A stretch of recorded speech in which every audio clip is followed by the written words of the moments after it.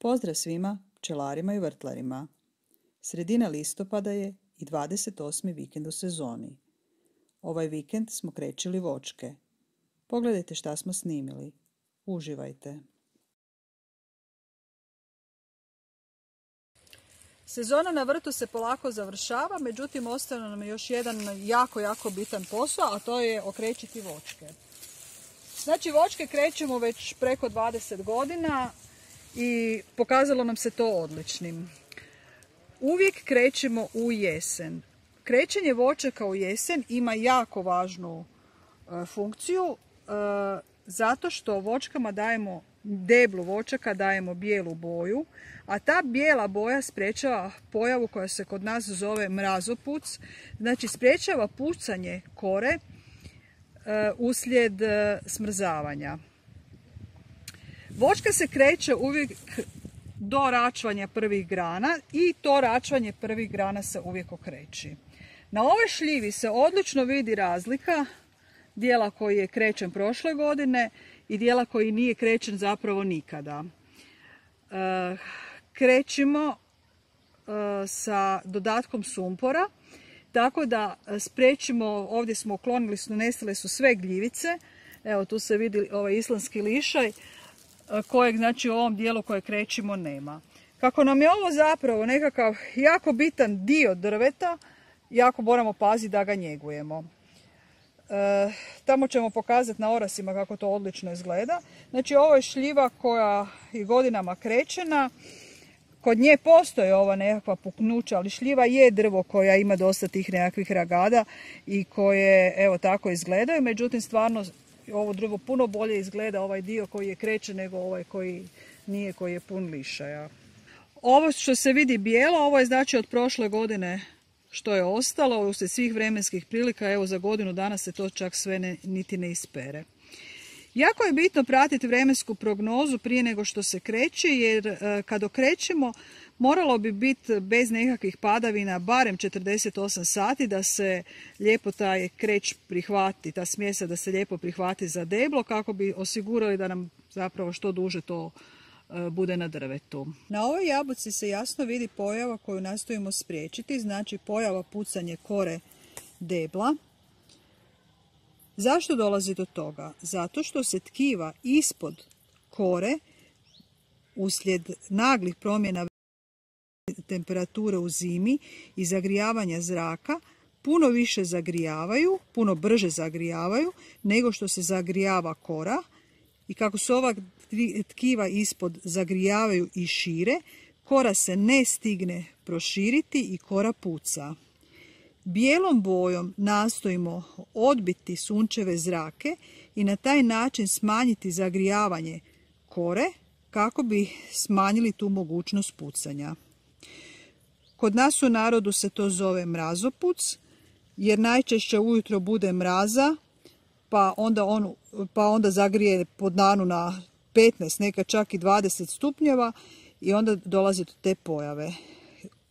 Ne možemo 100% spriječiti da se to neće dogoditi, pogotovo kod debala, kod voćki koje su na nekakvim lošim položajima za voćnjake.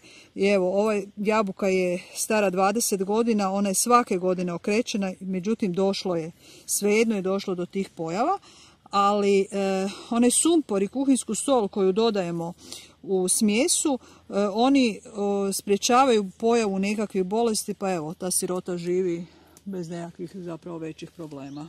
Smjese za bijeljenje ili krećenje voćaka sastoji se od 5 kg gašenog vapna, pola kilograma močivog sumpora i pola kilograma kuhinske soli.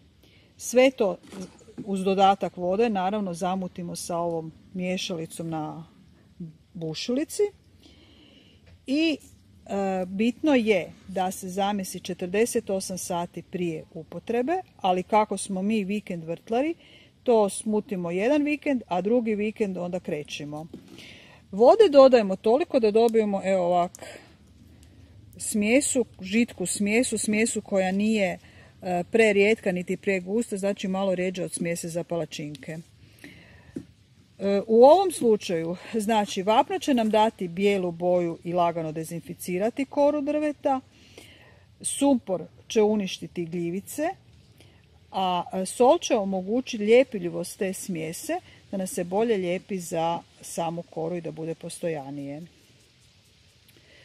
Prilikom miješanja ove smjese jako je bitno staviti masku preko usta, dosta se praši da se ne udiše taj sumpor i vapno naravno.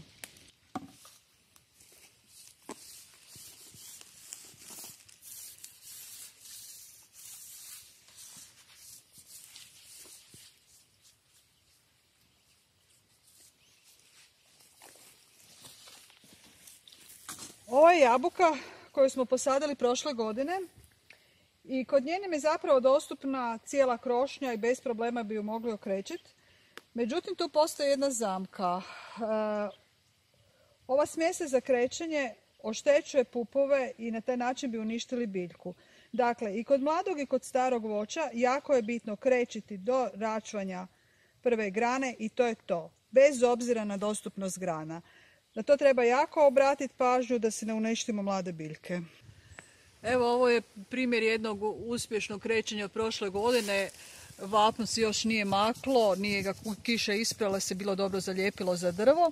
Međutim, evo ovdje gdje se račvaju grane, gdje se voda zadržava, jako je ispralo i uvijek ima nekakvog jačeg naznaka mogućnosti pucanja i tu će se naravno zadržavati voda, led, treba to urediti.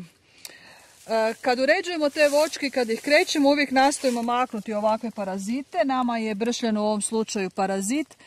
Prvo ih poskidamo da se može to dobro okrećiti i zaista na orahu nam ne treba bršljana kao parazitske biljke jer biljku jako oštećuje.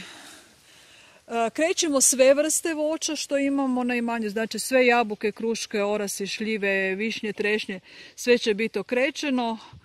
Jedan vikend jednostavno se posvetimo tome. Ovaj orah je baš odličan primjer i to evo, vidi se kak je on tu dosta od šume zaklonjen i ima uvjete za razvoj mahovina. Evo vidi se kako njega napadaju mahovine, ali ovaj dio koji je uređen na njemu ne i kora je zapravo niti je ispucala, jako baš lijepo izgleda, puno, točno kao da njegujete ruke kremom. Evo i ovu staru trešnju, zapravo nastojimo joj nekako pomoći. Tu je se počelo već hvatati mahovina, ona je sa sjeverne strane dosta u hladu od kuće. Ali evo, deblo izgleda prilično dobro. Ovaj dio koji uspijemo svake godine okrećiti izgleda prilično dobro. Nju je bio čak napoj nekakav bršlja, se počeo penjati po njoj kog smo makli.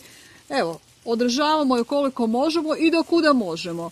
Znači, mahovina je tu, ali ovaj dio ipak okrećemo i pomažemo. Ova trešnja je stara sigurno jedno 100 godina, vidi koliko je. Voljeli bi da se pretplatite na naš kanal. Za vas je pretplata besplatna, a nama je poticaj za daljnji rad. Dakle, samo kliknite na pretplati se.